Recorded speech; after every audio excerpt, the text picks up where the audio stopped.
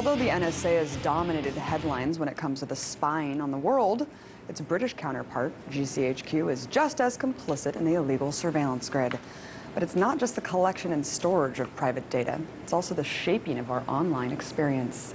According to recently released documents by whistleblower Edward Snowden, British spies are using sophisticated tools to manipulate online content. Through these documents, we've learned that the agency can artificially increase traffic to a website, alter poll results, and even geolocate the IPs within an entire city.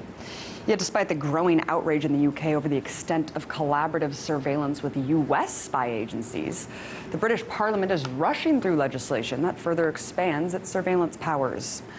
And nearby in Germany, the international outrage over the NSA has recently peaked as allegations surfaced implicating 2 German government employees in a spying operation run by US intelligence.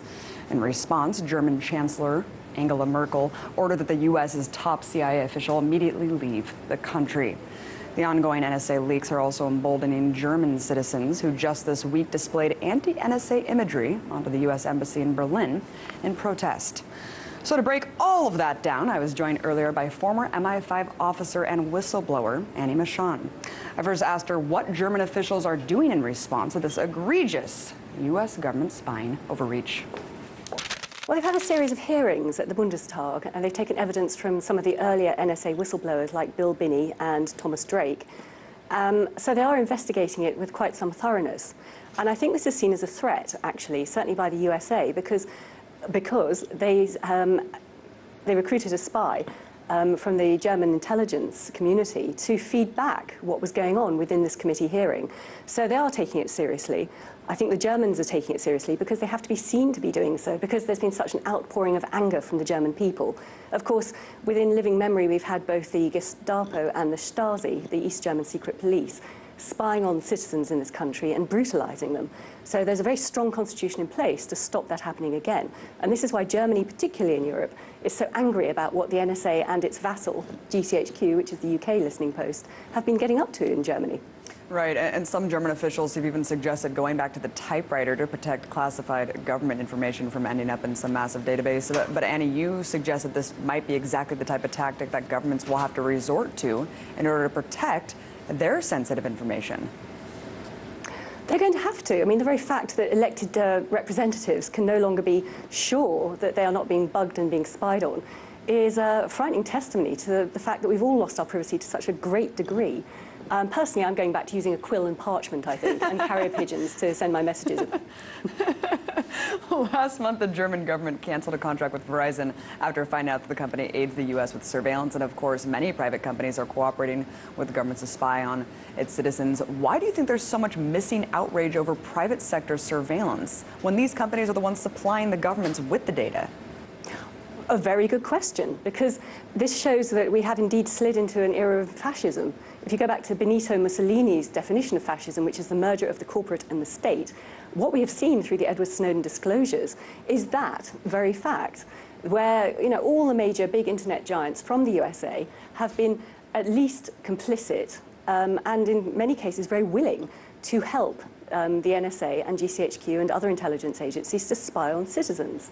So, for example, things like Facebook, I've been saying for years, is a sort of spy's wet dream, because we offer up willingly all the information that the spies in the bad old days of analog era had to spend months gathering.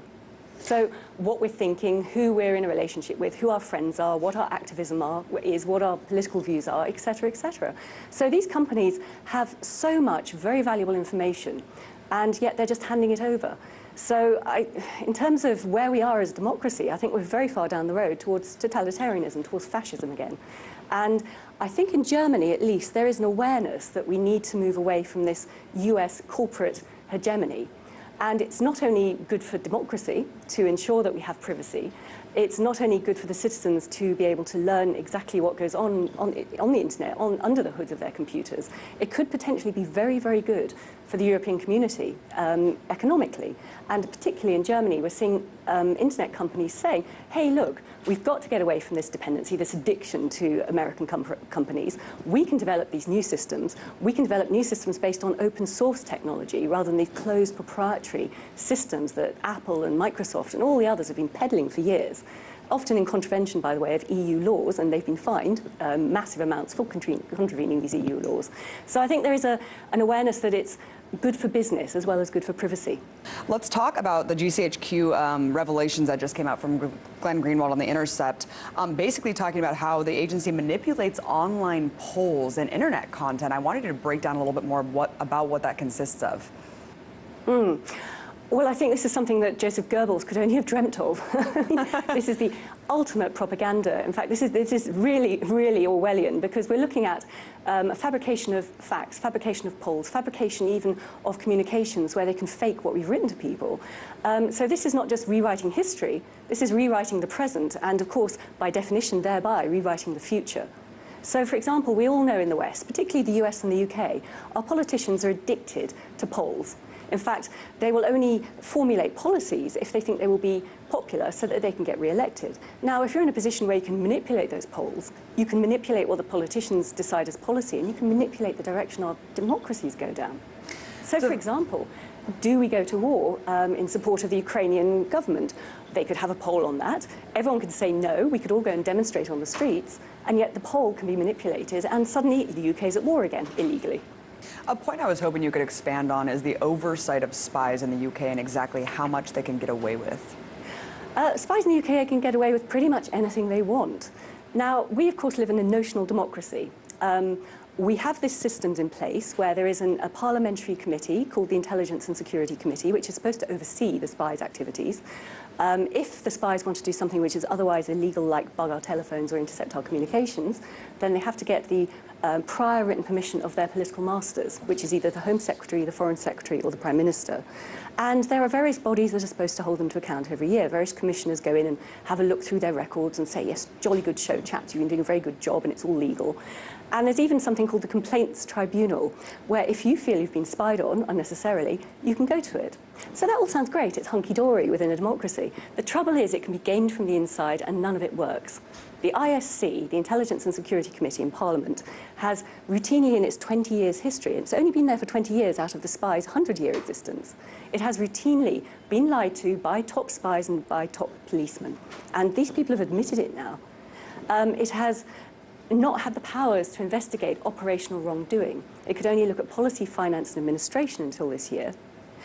This year now they have new powers where they can go in and look at operational issues. But I'm not holding my breath because the chair of the ISC is a man called Sir Malcolm Rifkind, and he was one of the first people in politics to spring to the defence of GCHQ when the Snowden revelations began last year. He said, oh, of course they're all legal, it's all proportionate.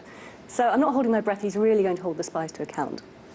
You know, here in the U.S., a lot of people have speculated, I guess, through revelations from Bill Binney, other whistleblowers, that the NSA holds a disproportionate kind of influence on the rest of the bodies of government here. Would you say GCHQ works in the same way? Absolutely. Well, we have three key intelligence agencies, GCHQ, which is like the NSA, MI6, which is like the CIA, and MI5, which actually is not the FBI. It's more like the Stasi from East Germany because we have a national crime agency, which is the FBI. So it's a bit of a hangover from history.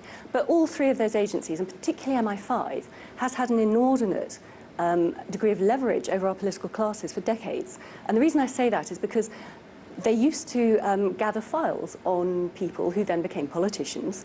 So if there was a general election, they would check everyone who was standing for election in that year. If they had a file, that file would be pulled out and it would be reviewed and a report would be written to the head of that parliamentary party. So, for example, if a party wins and that person might be put in government and they might be deemed to be a national security risk, then they will be blocked from that appointment. So all these MPs are aware that they might have files on them. All of them are aware they're not allowed to see those files.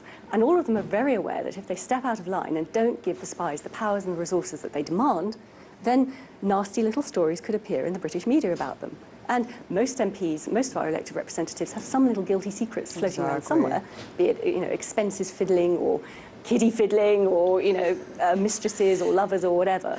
So they're very wary of taking on the intelligence agencies. In a recent interview you gave, you said that although we're living in a very complex world, there are some simple steps that we can take, both the governments and the citizens, to protect our democratic and basic right to privacy. Where do we start? Very good question again. Obviously, as citizens, we can still lobby our governments to try and change the laws and crack down on the spies and hold them to account, either at the European level or the national level. But even if we put new laws in place, then we can't guarantee that the spies will adhere to them because of the lack of real oversight. So that's one problem. But it's still worth trying to do to show that we live in a democracy. However, because we can't guarantee that our governments can protect our privacy, we have to do it ourselves. There are a few basic simple steps. One is get off the proprietary closed American software. Don't use your Apple. Get off Microsoft. Don't use Windows. I mean, who would want to use that these days anyway? It's awful. Use open source software, because that's designed by the geeks as a community project, and the code is open, so they can check whatever is written. So if any nasty little backdoors get put in by the NSA or by GCHQ, they will find them and they will eradicate them. So that's at least one step. Then, of course, you can use very good encryption on your computer, PGP encryption, download it off the internet, which is uncrackable still, according to Edward Snowden. You can also browse privately on the internet by using things like Tor, the onion router. Again, you can find information about that out there. And you can have a sort of discrete setup on your computer by using a program called Tails. Now, all these are great, and they certainly make people think about the issue of privacy, why it's so fundamental to our democratic way of life. However, one of the other aspects that Snowden did disclose is that all hardware post-2008, by which I mean computers, laptops, USB cables, whatever, might already have backdoors built in by the NSA during the manufacture. So, in fact, anything we've bought since 2008, the hardware itself might be compromised. So there is a ragingly active market in second-hand computers going on at the moment among geek circles in Europe. All right, Annie Machon, former MI5 officer, thank you so much for coming on.